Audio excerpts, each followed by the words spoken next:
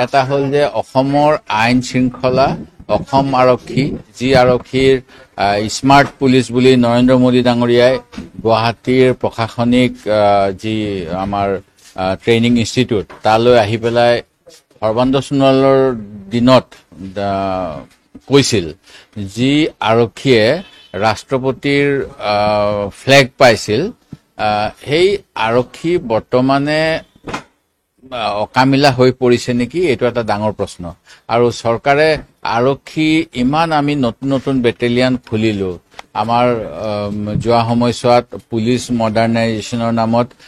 বিভিন্ন ট্ৰেইনিঙৰ কৰাকে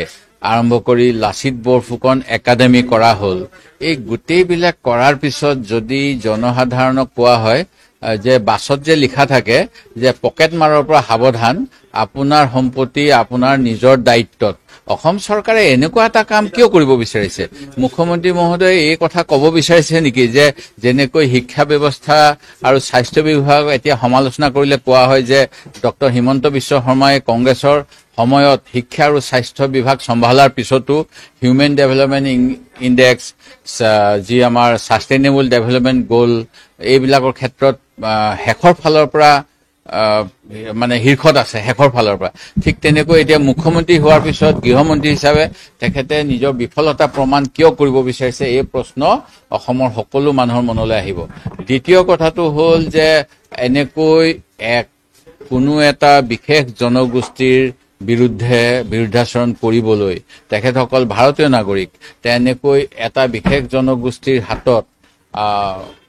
অস্ত্ৰৰ অনুজ্ঞা পত্ৰ অসৎ কামত জড়িত হৈছে, চুৰি ডকাইতিত লিপ্ত হৈছে, সেইখিনি সময়ত অসমীয়া মানুহৰ হাতত ব্যক্তিগতভাৱে অস্ত্ৰ তুলি দিয়াটো কিমান দূৰ সমীচীন? ইয়াৰ পৰিৱৰ্তে মুখ্যমন্ত্ৰীয়ে যদি এনেকুৱা কথা ক'লে হয় যে প্ৰতিখন গাঁৱতে যি গাঁওৰক্ষী বাহিনী আছে, যি আমাৰ ভিলেজ ডিফেন্স পাৰ্টি আছে, সেই ভিলেজ ডিফেন্স পাৰ্টিক আমি অস্ত্ৰ দিম লাগিলে, আৰু তেখেতসকলক বৰ্তমানে যিটো মাননি অকল ইলেকশ্যন ডিউটিত দিম বুলি কৈছে, তাৰ পৰিৱৰ্তে গাঁও সুৰক্ষাৰ বাবে গাঁও সুৰক্ষা বাহিনী হিচাপে তেওঁলোকক দি তেওঁলোকৰ হাতত কিছু প্ৰশিক্ষণ দিয়াৰ পিছত হোমগাৰ্ডক যেনেকৈ ৰাখি থৈছে তেনেকৈ গাঁওৰক্ষী বাহিনী ৰাখিব পাৰিলে হয়। সেইবিলাক নকৰি তেওঁ মানে লেকামবিহীনভাৱে অসমত লাইচেঞ্চ দিব যিটো বিচাৰিছে, ইয়াৰ ফলত অসমত আপোনালোকে জানে যোৱা সময়ছোৱাত জীৱনৰ প্ৰতি এটা ভাবুকি আহিছিল, ধন দাবীৰ কথা আহিছিল, হত্যাৰ ভাবুকি আহিছিল। এনে সময়ত এই অস্ত্ৰ শস্ত্ৰবিলাক লৈ কোনো দুষ্কৃতিকাৰীয়ে যে তেওঁলোকৰ ব্যক্তিগত আখেজ পুৰাবলৈ এনেকুৱা কাম নকৰিব, তাৰ নিশ্চয়তা কোনে দিব? সেই গতিকে এইটো এটা অতি মাৰাত্মক ভুল সিদ্ধান্ত, আৰু ইয়াৰ আমি মানে এনেকুৱা সিদ্ধান্ত লোৱাৰ বাবে চৰকাৰক